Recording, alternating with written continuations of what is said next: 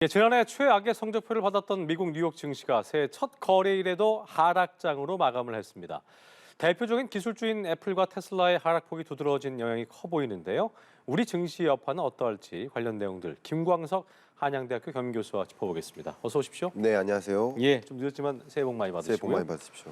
자, 그 미국장은 이제 시작을 했는데 네. 첫 거래일 어떨까? 우리나라도 뭐 지난해 산타일이 없었고 네. 첫날도 안 좋았고 둘째 날 안 좋았고 둘째 날 안 좋았다 좀 반등 좀 했었죠. 그렇습니다. 뉴욕 증시 첫날 뭐 아주 안 좋았네요. 네, 예. 맞습니다. 뉴욕 증시 가장 대표적인 지표죠. S&P 지수. S&P 500 지수가 전 거래일보다 0.4%나 떨어졌고요. 또 대표적인 지수죠. 나스닥 지수 같은 경우도 0.76% 정도 꽤 많이 떨어졌습니다. 빠졌어요. 예. 아까 대장주라고 부르죠. 테슬라 그리고 애플 이 두 종목이 각각 12.2%나 빠지고 애플은 3.7%나 빠지죠. 특히 빅테크 대장주 애플 같은 경우는요. 시가총액이 2조 달러 밑으로 떨어졌습니다. 한때 시가총액이 3조 달러에 이르렀었고 뭐 2조 달러 밑으로 떨어진 것은 21년 3월 이후 처음이니까 굉장히 많이 빠진 거라고 볼 수 있겠는데 그렇겠네요. 특히 중국의 아이폰 공장의 생산 차질이라든가 또 이에 따라서 아이폰 판매도 부진할 것이다라는 우려 그리고 미국 금리 인상 기조가 계속될 것이다. 이건 거시경제 환경, 글로벌 경기 침체 환경 거기에 중국의 어떤 대봉쇄 이런 것들로 이제 삼중고를 받은 것이 아닌가 해석해 볼 수 있겠습니다. 그럴 수 있겠네요. 네. 자, 테슬라 아까 이제 뭐 12점 몇 퍼센트 얘기하셨는데 지난해 65%가량 폭락했었는데 네. 이제는 좀 반등이 나올 법도 한데 보니까 뭐 새해부터 장중에는 14% 넘게 내려갔었고 네. 12.24% 폭락하면서 마감을 네. 했는데 예. 이게 월가에서는 테슬라 목표 주가를 하향 조정을 했음에도 불구하고 네. 아직 찐 바닥이 아니다 뭐 이런 얘기 나온다면서요. 예, 그렇습니다. 22년에 테슬라 주가가 대략 한 65% 급락했습니다. 예. 그리고 새해 첫 거래일에 이건 정말 굉장히 큰 수준인데 12.24% 하락했죠. 그러니까 그래서 이제 소위 한때 천슬라라고 불렸던 이 테슬라가 지금 백슬라가 된 겁니다. 맞아요. 그래서 22년 테슬라가 어떤 일이 있었느냐 바로 연간 인도 건수라고 하는데 인도량이 급격히 줄었는데 특히 전년보다 40% 증가해서 131만 대 정도가 달성했습니다만 예. 목표치는 50% 증가였거든요. 예. 결국 시장의 기대 혹은 기업의 목표치를 훨씬 밑도는 증가 그것이 이 테슬라 주가를 좀 하락시키는 요인이었고요. 또 마지막으로 지난 4분기죠. 인도량이 40만 5천 대로 역시 시장의 전망치를 밑돌았습니다. 이런 것들은 글로벌 리세션이 장기화되는 과정, 본격적인 침체에 진입하는 과정, 그런 과정에서 전반적으로 테슬라 수요 자체가 줄어들지 않겠느냐 이런 것들이 실적을 반영하는 거죠. 2020년, 21년은 유동성 장세였고 22년부터는 역유동성 장세인데 23년은 소위 말하는 실적 장세다. 왜냐하면 금리 인상분만큼은 이미 주가에 반영됐다고 볼 수 있지만 향후 이 경기 침체에 따른 충격 때문에 실적이 우리 기대치에 못 미치는 거죠. 아직 실적 나오지도 않았는데 그죠? 그렇죠. 1분기 그러니까 나오면 지금 또 나오는 떨어지면 이 실적도 22년 실적입니다. 그러니까 1분기 실적은 1분기가 지나야 나올 것이죠. 역시 계속 경기 침체가 반영된 게 아니냐 이런 말씀을 많이 하시지만 실적이 한 번도 발표되지 않았기 때문에 1분기 실적은 2분기에 돼서야 확인할 수 있기 때문에 기대에 못 미치는 실적 발표가 나타날 때마다 계속 추가적으로 조정받는 국면 이렇게 생각할 수 있겠습니다. 이게 서학개미들이 특히나 테슬라 많이 사고 했잖아요. 그런 그렇습니다. 분들 같은 경우는 고점 몰린 분들도 계실 거고 네. 어떻게 보면은 이게 빠질 만큼 빠진 것 같은데도 이렇게 주가 조정했는데도 또 떨어지고 하니까 네, 뭐 네. 희망을 준다기보다는 그래도 네. 언젠간 반등은 나올 텐데 예. 저희가 항상 얘기했던 것처럼 올해도 상반기까지는 상황이 좋지 않을 것이다. 그리고 네. 그때마다 기업들이 실적이 안 좋을 때마다 어닝 쇼크가 올 때마다 예. 또 한 번 충격이 올 거다 했기 때문에 예. 일단은 뭐 어떻게 해도 그냥 상반기 전까지는 기다리는 수밖에 없는 거겠네요. 그죠? 한번 생각해 보시면 2020년, 21년은 아까 유동성 장세라고 말씀드렸는데 네. 그때 투자하는 방식은 드림에 투자하는 거였어요. 꿈에. 어. 그러니까 미래의 시장 가치를 누가 기대 가치들. 올려놓는가. 예. 앞으로 많은 그 자동차 기업들은 바닥을 달리는데 도로를 달리는데 테슬라는 하늘을 달린다라는 그 꿈, 그림, 미래 가치 그것에 투자하는 방식이었다고 한다면 23년은 확실히 실적 장세라는 거죠. 현실을 실적, 바라봐야겠네요. 실적이 어떤 기업들이 계속 뒷받침될 것인가. 그것에 기반으로 해서 투자하는 것이고 유동성 장세는 이미 끝난 것이다. 역유동성 장세도 끝났다고 볼 수 있겠죠. 금리 인상분이 이미 반영되었다 이렇게 생각한다면 23년 투자 관점은 어쨌든 실적이 어떤 기업들이 계속 지속될 것인가 이런 것이 가장 중요한 관전 포인트가 아닌가 생각합니다. 그럴 수 있겠네요. 네.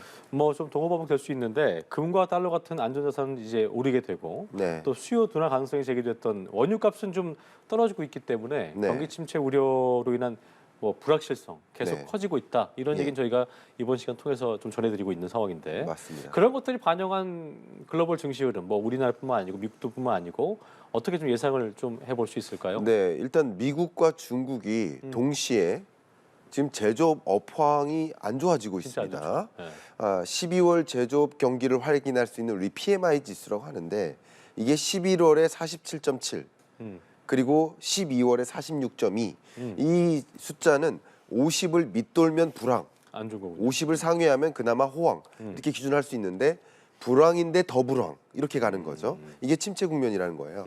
그리고 중국 제조업 업황도 마찬가지 5개월 연속 떨어지고 있습니다. 이게 좀 재밌죠.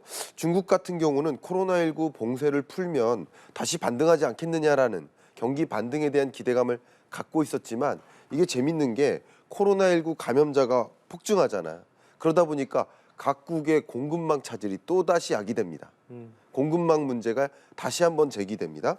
또 각국이 확산을 방지하기 위해서 중국발 여행객에 대한 뭐 규제를 그죠? 입국 규제를 강화한다든가 이런 것들이 오히려 경기 위축 요인으로 작용하는 코로나19의 어떤 봉쇄를 풀면 다시 이제 회복될 것이라는 기대가 있었지만 예. 사실 결과적으로 보니까 오히려 경기 위축 요인이 되고 있다. 이런 것들이 오히려 23년 경제가 중국이 대봉쇄에서 벗어나면 그나마 경기 회복 요인으로 작용할 것인데 아니구나 하면서 더 경기 침체를 가속화하는 이런 모습이라고 볼 수 있겠습니다. 불확실성에 대한 우려가 계속 반영이 되는 거다 이렇게 볼 수 그렇습니다. 있겠네요. 예. 그렇군요. 우리 증시도 좀 짚어봐야 될 텐데 현재 네. 보니까 오전 시작하자마자 뭐 2,200대를 좀 깨긴 했었습니다만 네. 지금은 30.79포인트 오른 1.39% 오른 2,249.47을 기록하고 있는 상황인데 네. 이렇게 하락 출발하다가 소폭 상승하는 거는 미국 시장 반영이 됐기 때문에 처음에는 이제 하락했을 텐데 네. 다시 상승하는 거는 뭐 바닥의 근처에 와 있다 아니면은 뭐 어떤 기술적 반등으로 봐야 될까요? 어떻게 좀 예상해 볼 수 있을까요? 네. 말씀하신 거 정확하게 지적해 주셨고요. 통상적으로 우리나라의 주식 시장은 특히 오전의 경우에는 미국 시장의 영향을 많이 받죠. 어제 그랬기 그렇죠. 때문에 미국 그렇죠. 경제가 안 좋았구나. 미국 나스닥이라든가 뭐 PMI 지수 이런 것들이 발표되면서 나스닥이 무너지면 우리나라 코스피도 같이 무너지는 경향이 있습니다. 근데 이렇게 하락 출발을 했다가 2200선을 밑돌았다가 다시 반등해서 플러스로 좀 마감할 가능성이 높아지고 있는데요. 이렇게 된 것은 외국인의 매수세가 확대됐기 때문이라고 해석해 볼 수 있겠습니다. 그렇군요. 왜 이렇게 외국인이 확대됐느냐? 대형주 위주로 물량을 담고 있거든요. 그 대표적인 대형주가 이 반도체 대형주, 삼성전자, SK 하이닉스 이런 강세 흐름이 실제 나타나고 있고요. 워낙 또 그동안 많이 빠졌기 때문에 그렇습니다. 그렇죠. 예. 그리고 카카오 같은 경우도 카카오톡이라든가 카카오 엔터 이런 영역에서의 효과가 상당히 기대가 되고 실적 상장이라든가 또 모멘텀 개선도 예상이 되면서 많은 이런 외국인이 대형주를 중심으로 매수세를 좀 확대하고 있다. 반면에 이제 개인이나 우리나라 기관 같은 경우는 매도세가 아직 이어지고 있어서 강한 상승세는 아니다 이렇게 볼 수 있겠습니다. 개인 투자자들 입장에서 참 답답한 것이 뭐냐면 투자 동향을 봤을 때 개인은 사고 있는데 네. 기관과 외인이 팔고 특히 뭐 기관도 판다 쳐도 외인에 따라서 이게 장세가 움직일 때가 참 많잖아요. 어쩔 수 없는 그렇습니다. 부분인가 봐요. 그 부분이요. 그렇죠. 왜냐하면 모든 가격은 수요와 공급에 의해서 결정되지 않겠습니까? 그렇죠. 근데 역시 주식 시장의 주가도 코스피라는 주가도 수요와 공급에 의해 결정될 텐데 예. 사고자 하는 자가 많으면 가격이 올라갈 것이고 그러니까요. 팔고자 하는 자가 많으면 가격이 떨어지는 거죠. 근데 사고자 하는 그 매수의 주체가 개인만 있는 것이 아니라 기관만 있는 것이 아니라 외국인도 있기 때문에 맞아요. 이 3대 주체가 고루 같이 사겠다라고 달려들 때 그럴 때 주가가 크게 상승하는 모습이라고 볼 수 있는 것이죠. 그렇겠네요. 네. 자, 지난해 뭐 산타랠리 아까 저희가 말씀드렸습니다만 산타랠리 없었기 때문에 야 그러면 그 계속 안 좋은 뉴스만 나오고 1월에는 네. 1월 효과 좀 있지 않겠냐. 네. 투자 심리 개선되지 않을까? 예. 이렇게 안 좋은 얘기 많이 나오는데 반등하지 않을까? 이런 네. 예상도 좀 있는 것 같아요. 네. 뭐 이런 것들에 대한 예상과 함께 지금 1월 장세, 1월 증시를 좀 영향을 미칠 수 있는 뭐 변수랄까요? 같이 네. 한번 짚어보죠. 일단 새해가 시작되면 기대감을 많이 갖고 계시죠. 근데 안타깝게도 지금 우리가 받아들고 있는 그 지표들이 대부분 1월 초에 받아보는 그 지표들은 12월 성적표라고 볼 수 있겠죠. 맞아요. 그죠? 네. 그럼 12월에 야기됐었던 물가가 1월 달에 또 발표가 되고요. 그리고 12월에 있었던 고용 실적이 또 1월에 발표되고요. 그러니까 결국 경기가 안 좋은 국면에서 주가도 많이 빠졌었는데 그런 경기가 안 좋아지는 것을 다시 한번 확인하는 그런 국면이라고 볼 수 있기 때문에 사실상 12월에 보통 연말 특수가 있기 때문에 여러 가지 실적들이 좋게 발표될 가능성이 높아요. 1월에 그런 것들이 1월 주가를 좀 긍정적으로 만드는 그런 기대적인 요소라고 볼 수 있겠는데 안타깝게도 12월에 발표됐던 그리고 12월부터 야기됐던 그 경기 침체 국면의 성적표를 1월 달에 또 한 번 확인하는 그런 과정이니까 방금 말씀드렸던 PMI 지수가 가장 대표적인 예인 거죠. 그러니까 일시적으로 오른다 하더라도 그런 거는 어떻게 단기적인 반등일 수 있지만 네. 말씀하신 것처럼 그 어떤 경제 지표가 계속 좋지 않기 때문에 네. 외국인들도 계속 머무를 수 있는 부분이 아니고 맞습니다. 치고 빠지고 치고 빠지고 계속 그렇게 되면서 네. 개인 투자자 입장에서는 뭐 어떻게 보면 이렇게 어떻게 보면 좀 위험 자산이라 분류될 수 있는 네. 자산 뭐 주식이라든가 이런 것들에 대한 좀 투자 같은 건 좀 지양을 해야 되는 부분도 있겠네요. 보수적으로 접근할 필요가 있지 그렇게 않을까 있겠네요. 생각합니다. 어쨌든 여러분들이 다 인정하듯이 또 저도 여러 차례 이 자리에서 말씀드렸듯이 경기 침체라는 것은 결국 뭐 거의 한 명도 빠짐없이 한 기관도 빠짐없이 공통적으로 지적하는 그 전망치입니다. 그러니까 우리나라를 기준으로 해도 정부조차도 한국은행, KDI 뭐 저의 전망도 마찬가지. 그렇죠. 23년 경제는 경기 침체 국면이라고 이야기하고 있기 때문에 실적 자체가 크게 뚜렷하게 개선되기가 어렵고 그런 것들이 이 주가를 크게 이렇게 상승시킬 만한 요인은 안 되겠다라는 생각을 네. 해본다면 주식 투자라든가 이런 투자 관점에서 좀 보수적으로 접근할 필요성이 있지 않을까 생각합니다. 네. 그럼에도 불구하고 매는 먼저 만 게 낫다. 그리고 재앙이란 건 예고 없이 오지 예고 있는 재앙은 없다는 얘기가 있는 것처럼 네. 어쨌든 한국 경제 상반기에는 안 좋을 수 있겠다는 뭐 예상을 꾸준히 뉴스를 통해서 보셨기 때문에 개인분들도 많이 아실 거예요. 네. 상저하고 흐름 보일 것이다. 네. 하반기 기대되는 거는 뭐 어쩔 수 없는 부분인 것 같은데 네. 이 방향이 좀 유지가 될 것인지 어떻게 좀 네. 예상하세요? 저도 상조하고의 흐름을 좀 예상하고는 있습니다. 자, 한국은행도 23년 상반기가 성장률 기준으로 1.3%, 1.5가 채 안 되는 경기 침체예요. 그리고 하반기에는 나름 고 2.1%로 전망을 하고 있습니다. 이걸 합해서 연간 1.7% 상승할 것이다. GDP 증가율이 그렇게 될 것이다. 이렇게 전망을 하고 있어요. 이게 상저하고의 흐름인데요. 그런데 23년 상반기에 소위 고물가 기조가 계속 나타날 것이고 4.2% 수준으로 그리고 고금리 기조가 계속 나타나는 거죠. 이것이 우리 경제의 재앙 요인이 되기 때문에 상반기에 특히 안 좋을 것이라고 볼 수 있겠고요. 상대적으로 하반기부터는 금리는 이제 동결하거나 금리 인하에 대한 기대감을 갖게 될 가능성이 높고요. 또 하반기 23년 하반기 들면서 더 본격적으로 물가가 확실히 안정화되는구나. 3%대, 2%대의 물가 상승률을 관찰하게 될 수 있습니다. 성적표를.